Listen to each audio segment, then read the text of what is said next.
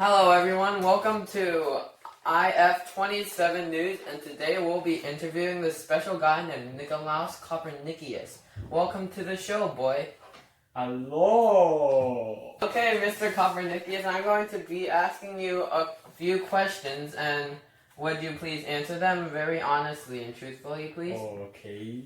The first question is, when and where were you born? I was born in the proud motherland of Jordan, Poland in the good year of 1473. We were recovering from the bubonic plague and there were dead That things all over sounds the place. very nice. But a more important question, how are you feeling today? Well, as you can see, I'm not feeling very good. I forgot to take my medication, and also these infidels have been just mocking me for this new theory I made up recently. What's this new theory that you're talking about? Well, my theory is that the sun is the center of the universe and all the planets revolve around it. Oh, are you okay? You have to play? Do we need some surgery? Do we need to take you to the barber? You need a drink? I think I'm alright. But it's just that your new theory seems a bit interesting. Do you care to explain it a bit further? I sure do. Well, as you can see, the current Ptolemaic model has many problems in it.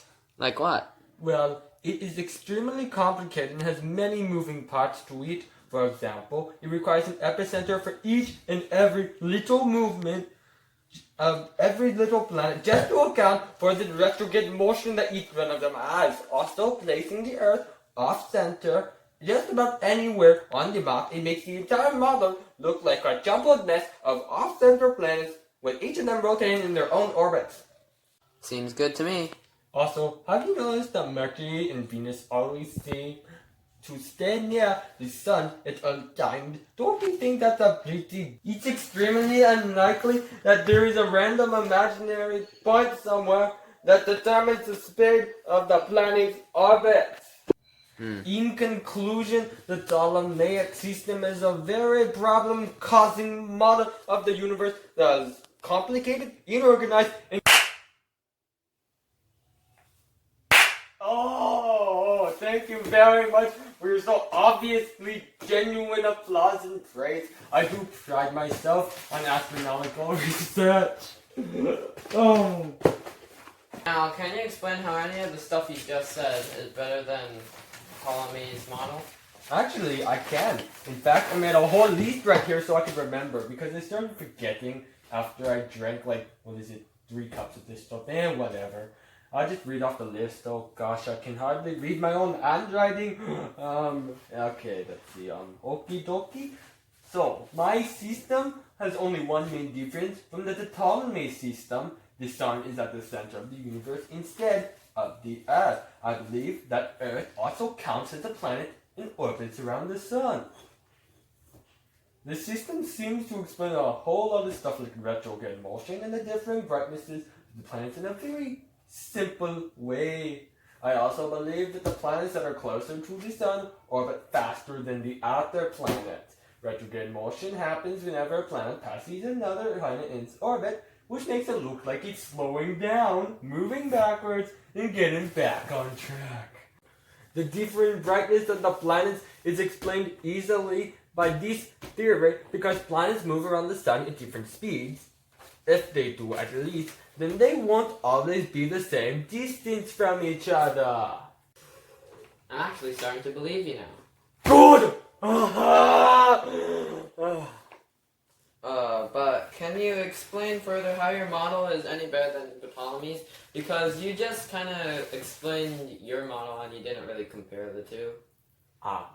Well, my system explains retrograde motion by suggesting that the planets pass each other. This is a simple explanation, while Ptolemy's system explains retrograde motion by suggesting that each planet has its own magical epic cycle and that there is a random imaginary point in space that determines the speed of the planets.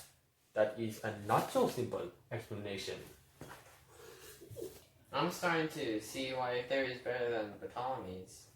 Noise, because my system also explains the varying brightness of the planets by suggesting that the planets revolve around the sun at different speeds. like these and these and these. That is much more believable than believing that the Earth is placed off-center from the universe. Very true.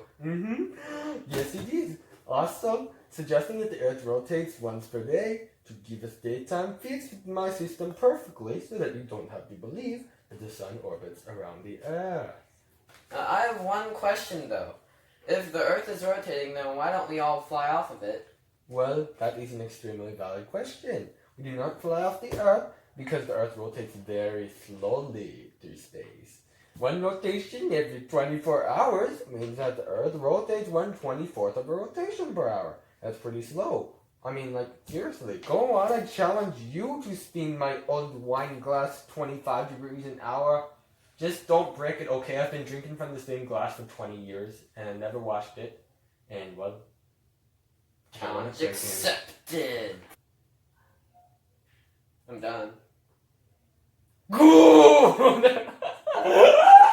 What the? But you spun it too fast, silly boy. How do you know? Well, I was sitting here the whole time just watching you spin it like this, like one of those little babies playing with these tiny little balls.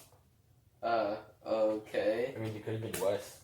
Well, it looks like that was the last question that's on here, so, thank you for coming to the show, Mr. Copernicus.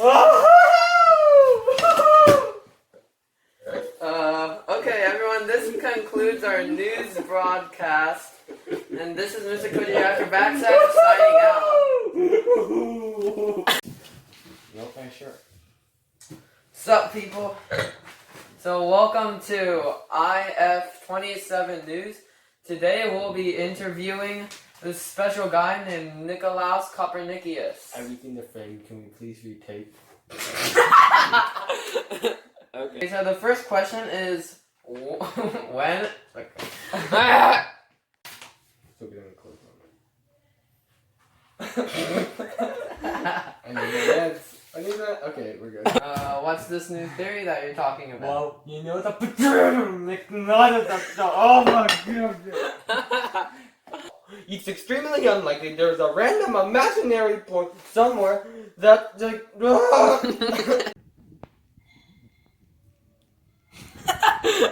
Started recording. Just keep going. Keep going. Wait, Jay.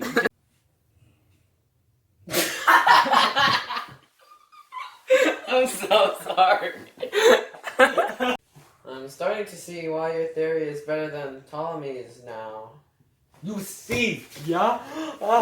Also, on top of all the stuff I said earlier, my system explains the varying brightness of the sun. I have one question though. If the Earth rotates, then why don't we all fly off of it? That is an extremely valid question. Why don't we fly off when everything is orbiting around us?